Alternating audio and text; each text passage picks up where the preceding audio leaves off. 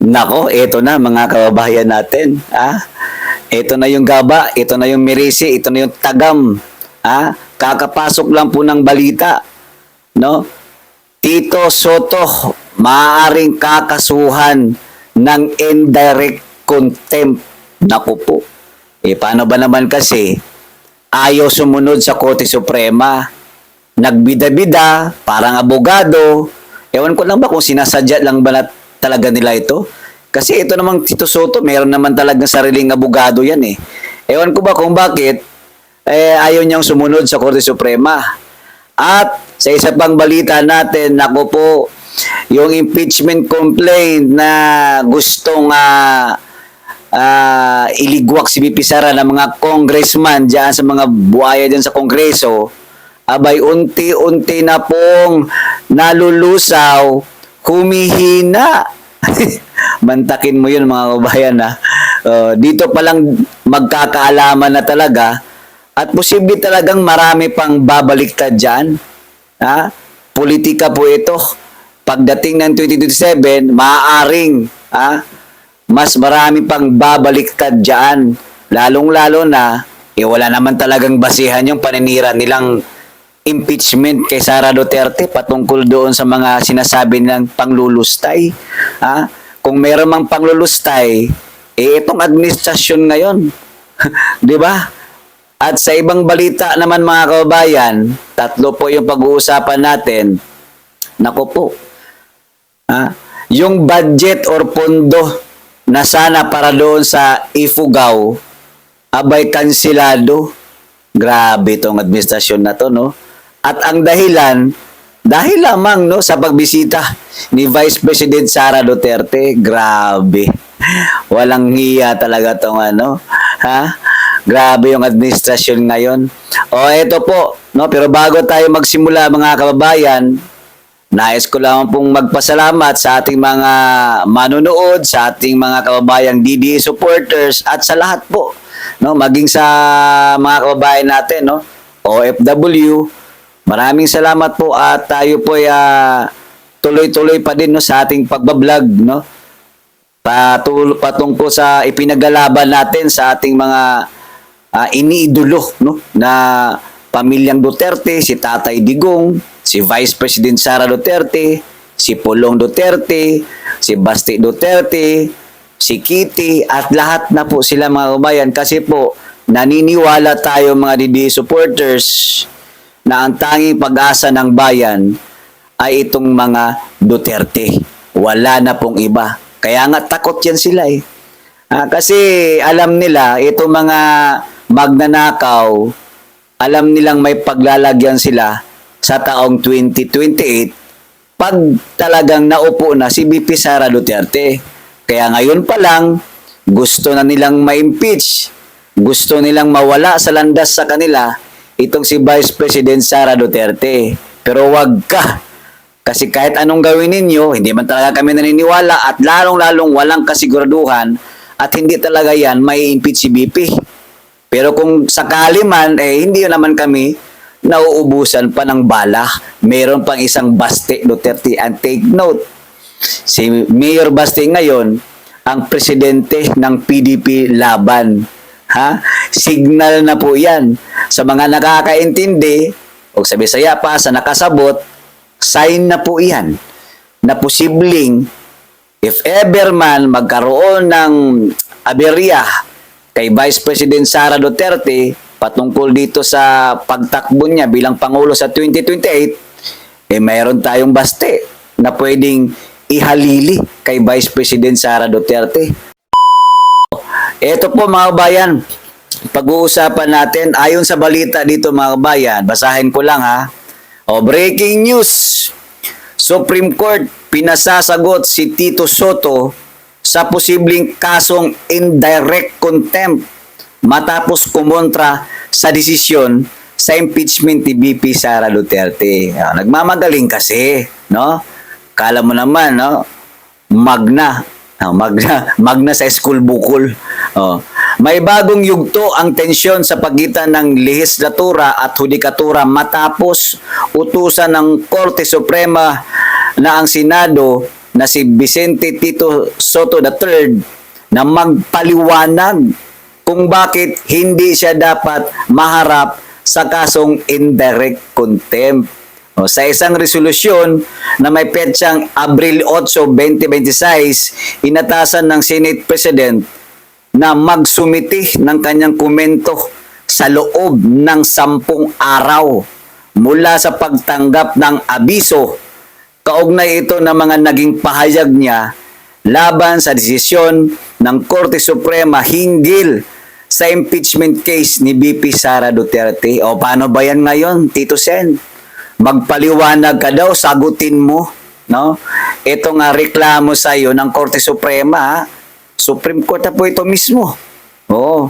Dito may pakita ngayon yung forthwith mo na agad-agad kinabukasan o dapat itong sagot mo dito dapat bukas meron na ha.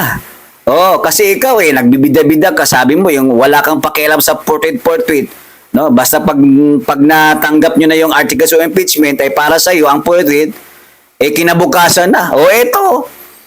Dapat magsumiti ka na ng inyong letter of explanation at ipasa mo na doon sa Korte Suprema kasi nga pinasasagot ka at baka ikaw ay makasuhan ng indirect contempt. Ang pinagmulan ng kaso, nag-ugat ang petisyon mula sa grupo ng mga abogado kabilang sina Attorney Manuelito Luna, Attorney Ferdinand Topacio, Attorney Harold Respicio, Attorney Virgilio Garcia, kasama ang negosyanteng si Mary Catherine Diaz Binag. Eto na, nakahanap ka na ng katapat. Akala mo kasi siguro untouchable kayo dyan kasi nga hawak kayo ng kapangyarihan, lalong-lalo ng alipuros kayo ni Bangag. Eto, akala nyo kasi siguro hindi na kayo matitibag. Ayon sa kanilang reklamo, ang mga naging pahayag ni Soto ay undetermined public confidence in the judiciary, nakasisira sa tiwala ng publiko sa hudikatura, at maituturing hindi angkop na asal mula sa isang mataas na opisyal ng gobyerno. Correct. Wala ka palang tiwala Kataas-taasan na yung kagalang-galangan na yung Korte Suprema. Ika nga neutral nga sila dyan. Walang politiko-politiko sa kanila. Kapag kayo ay nagkasala, kung yung reklamo ninyo ay may basihan at may sapat na basihan at hindi paglabag sa batas, ay talagang neutral yan, no? Lahat naman pwede talagang kasuhan or i-impeach. Pero, wala pang kasiguraduhan ito kasi nga, wala pa namang articles of impeachment. Di ho ba, paulit-ulit yung reklamo nyo kay Vice President Sara Duterte. Mula noon hanggang sa ngayon, 4 na taon na, non-stop kayo. Akala ninyo, lulusot kayo. Kasi nga, personal na interest yung ginagawa ninyong pamumulitika. Kasi gusto ninyo, kayo-kayo na lang yung tatakbo. Paano na lang ang bansang Pilipinas kung kayo yung mamumuno? Ang daming problema sa bansa natin, hindi na-resolba. Flood control, anomalya mga budget insertion, yung pagbebenta ng gold, yung ekonomiya natin ngayon, yung crisis, walang direksyon ang Pangulo natin ngayon. Tapos kayo pa ang magiging Pangulo sa 2028. Lumaban kayo ng patas. Harap-harapan tayo o harap-harapan kayo na tumakbo. Hayaan yung tumakbo si BP Sara Duterte. Bakit takot kayo? Takot kayo kasi alam ninyong sobrang lakas ni Vice President Sara Duterte. Kasi naman pag sinabing Duterte, talagang maaasahan yan. Magmula pa yan kay Tatay Digong. At kita nyo naman si BP Sara Duterte. Sa mga hindi nakakaalam, nung mayor pa sa Davao yan, talagang hindi man perpekto, pero nagabanan, no? Sabi nga ni Tatay Digong, mas magaling pa nga yung anak ko si BP Sara Duterte kaysa sa akin, no? Kasi hands-on si BP Sara. At kita mo, nung si BP Sara Duterte ang naging presidente, ang naging mayor, abay, walang utang ang Davao City. Tuloy tayo. Mga pahayag ni Soto, ayan, lumalakas ang isyu matapos ang desisyon ng Korte Suprema na ibasura ng tuluyan, deny with finality ang motion para sa reconsideration ng Kamara kaugnay sa desisyon, nagdeklara na ang unconstitutional ang articles of impeachment laban kay BP Sara Duterte. Kasi kayo, hindi kayo naniniwala eh. No? Para bang mas magaling pa kayo dito sa ating mga justices natin. Ha? Pinakamataas po yan na hukuman sa bansang Pilipinas. Pero itong si Tito Soto, akala mo kung sinong magaling na abogado. O di ba? Ayon dito, sa kanyang pahayag, hindi nag-atubiling punahin ni Soto ang desisyon. A sad day, sabi ni Tito Soto, a sad day for constitutional law. Isang malungkot na araw para sa batas konstitusyonal. Dagdag pa niya, inakusahan niya ang Korte Suprema ng judicial overreach at judicial legislation, paglampas sa kapangyarihan ng hudikatura at paglikha ng batas mula sa hukuman. Sa hiwalay na panayam, iminungkahi rin niya na maaaring kailangan, maaaring kailangan ang pagbabago sa konstitusyon upang malimitahan ang kapangyarihan ng hudikatura. Grabe, no? Di wow! Talagang pipilitin mo talagang babaguhin ang konstitusyon para lang ang gusto ninyo yung masunod. Alam naman natin ang Korte Suprema, yung mga ilang justice sila dyan, mga ilang abogado yan sila, mga justices dyan sa Korte Suprema. Di ho ba? Tapos ang gusto ninyo, ang gusto ni Tito Sen, baguhin daw yung konstitusyon para malimitahan, no? Itong para bang sinasabi niya, malimitahan daw itong pangingialam ng Korte Suprema. Grabe, ano? Korte Suprema na nga yan pero binabatikos pa na isang Tito Soto. Kala mo talaga, no? Napakagaling. Ewan ko ba yung mamang to? No? Ang tagal na dyan sa Senado, pero habang tumatanda, lalong nabubuang. Di ba? Sabi dito, giit ng mga petitioner, ang mga pahayag na ito, lalo na mula sa isang Senate President, ay may mas mabigat na epekto sa publiko. Totoo naman. Agree ako dun. Kasi nga, kung yan yung gusto niya na malimitahan itong kapangyarihan ng hudikatura, so ibig sabihin, hindi kapanipaniwala itong desisyon ng Korte Suprema. Ganun ba, Tito Soto? So ibig sabihin, hindi natin dapat pagkatiwalaan ang desisyon ng Korte Suprema. Ganun ba? Oo naman. Amount to a direct attack of Supreme Court's integrity, tumutumbas sa direktang pag-atake sa integridad ng Korte Suprema. Ipinunto rin nila na ang mga mataas na posisyon ni Soto ay nagpapalawak sa impluwensya ng kanyang mga salita na maaaring makasira sa reputasyon ng hidokatira. Grabe, ano? Ito naman talagang si Tito Soto, no? Halatang halata, atat na atat, minamadali, gustong ma-impeach si Sara Duterte, gusto nang magkaroon ng trial sa Senado, pero nagkakamali lang siya dito. Meron talaga siyang pagkakamali. Ayan, tuloy nasilipan ka ng Korte Suprema. Paano na lang ngayon? Parang ang nasa isip ngayon ng mga abogado natin, yung mga justices natin dyan sa Korte Suprema, para bang konsabo kayo or kasabwat kayo or mayroon kayong pinagkasunduan na dyan sa mga buhaya dyan sa House of Congress. Di ba? Expected naman natin yan. Kung bumoto sila, ang sabi nila, unanimous daw yung desisyon ng Committee on Justice dyan sa Kongreso. Wala naman talagang ano na talaga yan kung baga yung ginawa nilang trial dyan, mini trial, alam naman natin na mayroon na silang konklusyon, kung baga tapos na, no? Kumbaga, naka-decide na yung Kongreso na unanimous yung boto nila na ipagpatuloy yung impeachment complaint. Kasi nga, sayang ang pagod, sayang yung ginawa ni Boyeng Rimulya, sayang yung ginawa ni Trillanes, at sayang din yung kuntsabahan nila ng mga buhaya sa Congress. Alam na natin yan. No? Ang ginagawa nila diyan na pre-trial sa Kongreso at gusto nilang imbitahin itong si Vice President Sara Duterte, ay nais lang nilang ipahiya sa buong Pilipinas at sa buong mundo si VP Sara Duterte. Klarong-klaro na pag pumunta si Sara Duterte doon, talagang i-hot seat nila. Tama nga yung sabi ni BP na wag na siyang pumunta doon kasi nga magkakaroon lang ng fishing expedition. Kung baga, gusto lang nilang ma-hot seat si BP, gusto nilang makaharap, gusto nilang ma-interrogate, ma-interview ng malaliman kasi naghahanap sila ng pagkakamaling sagot ni BP Sara Duterte.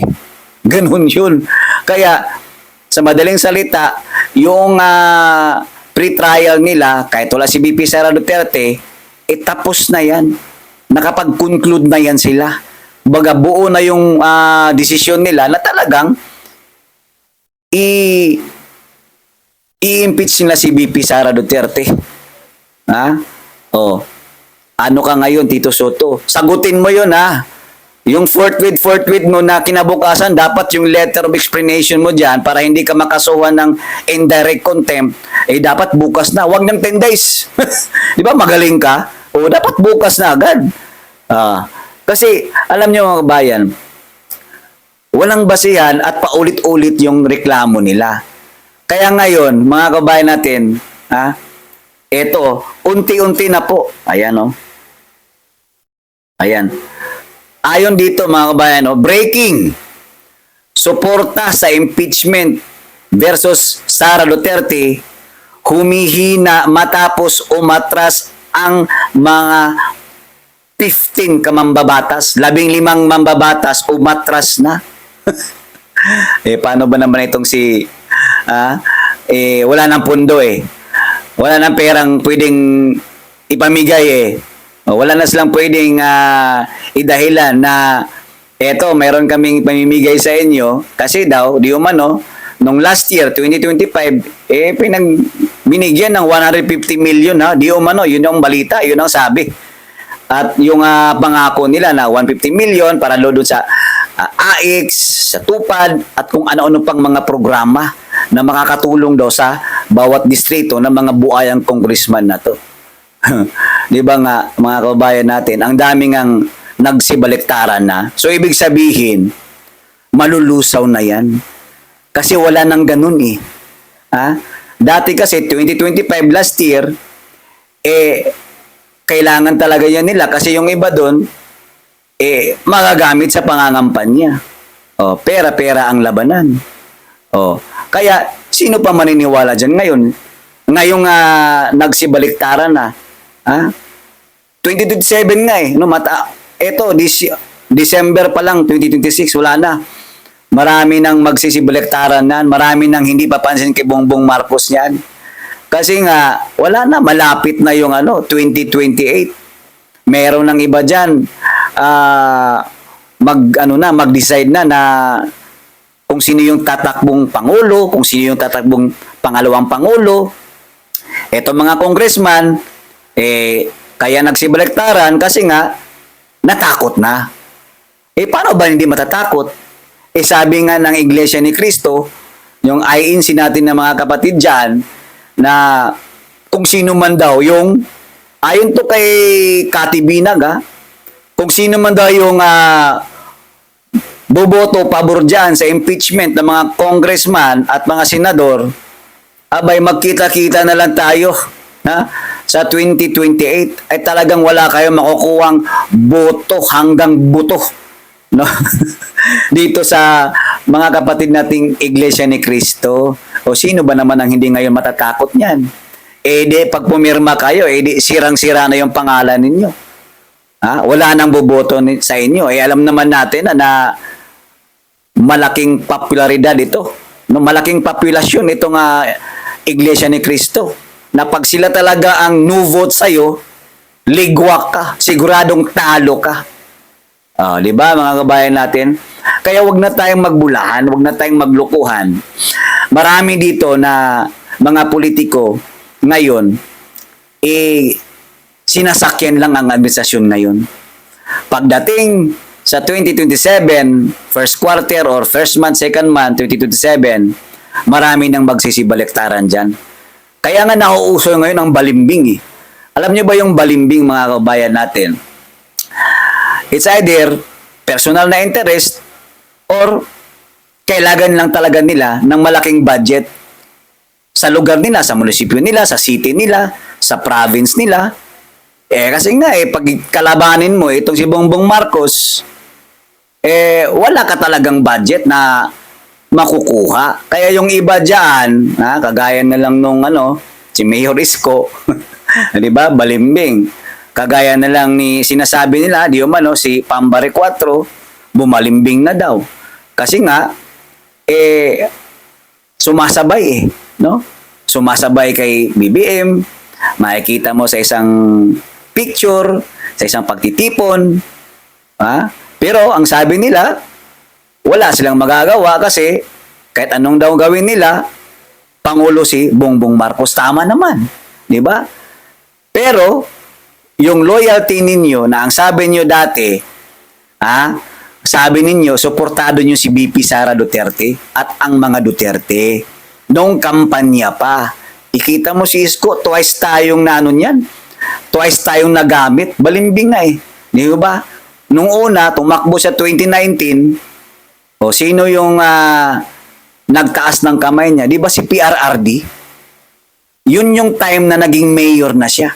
Si PRRD yung nagpapanalo noon. Kasi nga, tumaas yung moral niya. Before siya tumakbo, kinuha pa siya ni PRRD. No? Sa undersecretary sa social welfare, yang si Isko Moreno.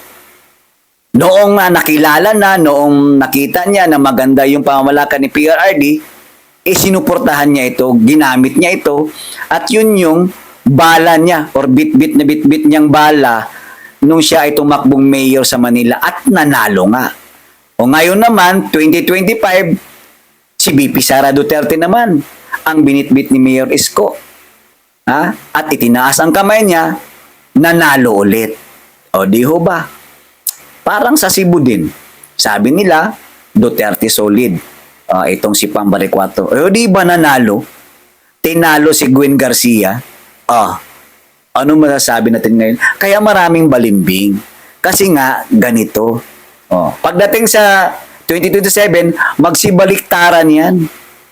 Hindi na tayo magtataka at sasabihin nila, pasensya ka na BP Sara pasensya ka na kasi kailangan lang talaga naming sumakay kay Bongbong Marcos. Kailangan namin siyang respetuhin, sakyan namin kung ano yung mga gusto niya kasi nga, alam nyo naman sa Manila, nagkaroon kami ng dyan, ng malalang korupsyon.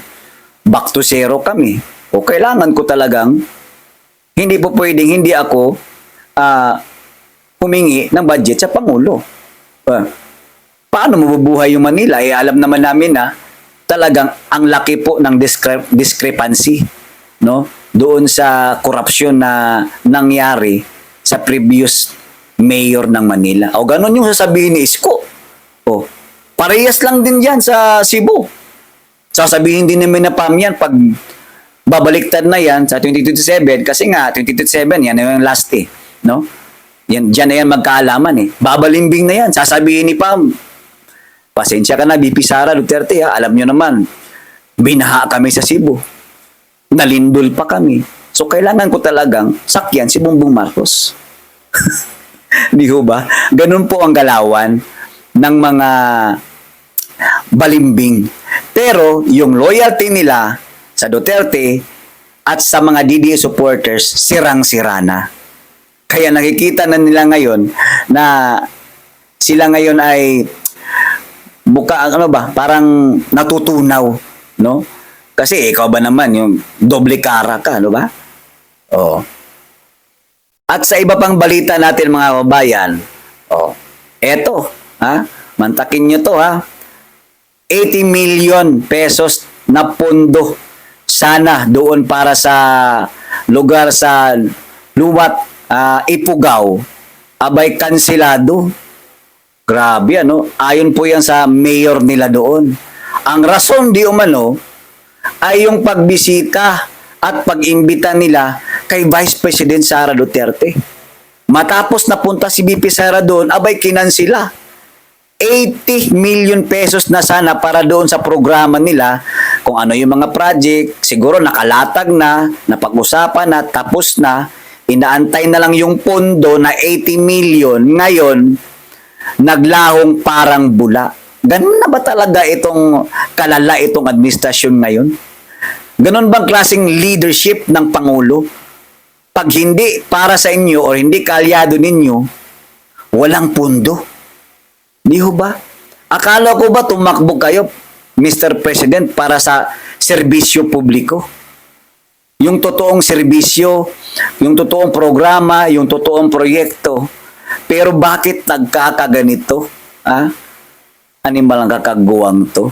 Kurimaw ka talaga, BBM. Ha? Hindi na kayo naawa dun sa mga taga-Ifugao.